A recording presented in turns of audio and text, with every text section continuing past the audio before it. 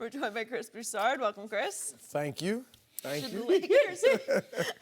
Should the Lakers be encouraged or discouraged by what they've seen? I love LeVar, but he just can't help He himself. can't stop. I don't think he even means to say some of that stuff. The best guard ever, I just think it came out. If it comes up, it's coming out. Because that's not only better than Magic, which is ridiculous, better than Michael.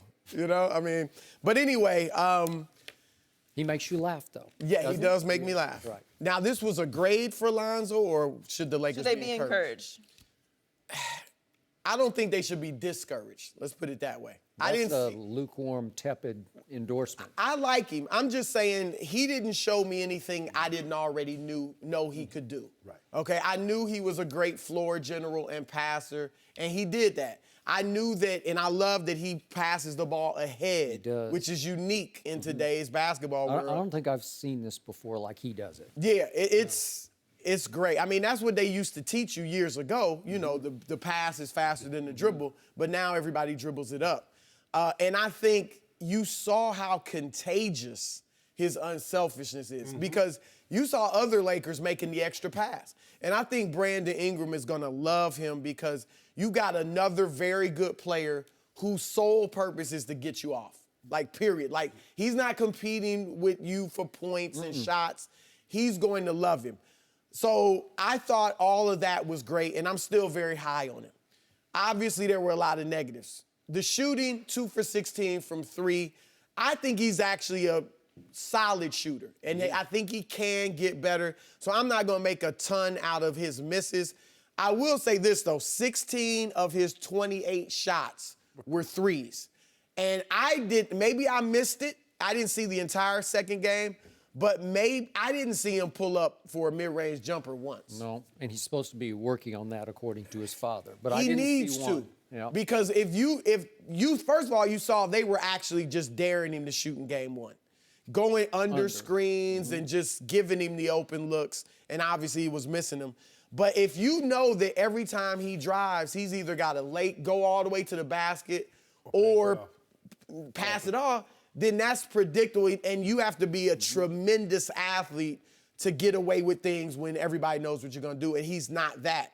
So obviously defensively, he couldn't guard anybody, couldn't stay in front of anybody, got screened left and right, didn't get over screens well. But most young players are going to struggle defensively. LeBron struggled defensively early on, and obviously he became a great defender. So I'm not too worried about the defense. But I really want to see him work on his mid-range shot. And I don't know how he's going to do it with that funky release, but he's got to. You realize you just, what they call, damned him with faint praise? That's what just happened. I do like him. Let me just say this. I think he's going to be a very good player.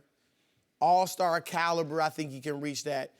Worst case scenario, he's Ricky Rubio. And that's not what you want. But Not from the number 2 pick in the because draft. people don't remember, Ricky Rubio is a tremendous passer and floor general. He's just as good of a passer, I think, as Lonzo. Maybe he doesn't pass ahead quite as much. But, Minnesota gave him more money than Kevin Love. That's why they didn't franchise, or make Kevin Love their designated player. So that's worst case scenario. So I guess Lonzo is going to step over Magic like AI did T. Lue. He just gonna step. He gonna step over it. I don't want to put too much into summer league because it's summer league game, and as Skip says, a lot of these guys are not going to be there, and that's what I caution people about the preseason in football. A lot of these guys are going to be coaching or driving beer trucks, so let's not get carried away. Although Skip fell in love with preseason, a guy last year that happened to play for his Cowboys. Different deal. That's real football. I mean, you're playing against ones, He was starting those games against the other teams. I just think I didn't think Lonzo was as bad as game 1, and he's probably not as great as game 2. I think he might be closer. I believe he can average 10, 12 points, 7, 8 rebounds, 4 or 5 assists As a rookie. 4 or 5? 4 or 5 rebounds. Oh, okay. He can. I believe 7, 8 assists. Now, eventually, I believe he can be a double-double guy. I believe he can be a double-digit scorer and a double-digit assist guy. That's what we saw with Russell. What we saw from Russell. That's not happening for another 55 years. unless he gets somebody that's going to move out the way and let him get rebounds from somebody else. Unless that happens. But I agree with you, Chris. I'm going to have to see vast improvement in his shot in order for him to be the type of player that his father thinks he can be and what the Lakers stood patted and took him in the second pick in the draft. Because if you look at all the point guards, Skip. Dennis Smith. Let's just Aaron Fox. No, I'm talking about the guys that's in the league. He can't shoot better than Steph. He can't shoot better than Kyrie. He can't shoot better than Harden. So where is he? I mean, in order for him to step over Magic, he's going to have to step over these guys first. And if all you can, Kyrie can get to, Kyrie and Russ, they're so athletic. They can finish. And what makes Kyrie so special is that he can finish with either hand. These other guys, Russell is just a freak. He might be the most athletic player at that position in the history of the game. And we know James Harden. He can get to the basket in that left hand. He's going to draw contact.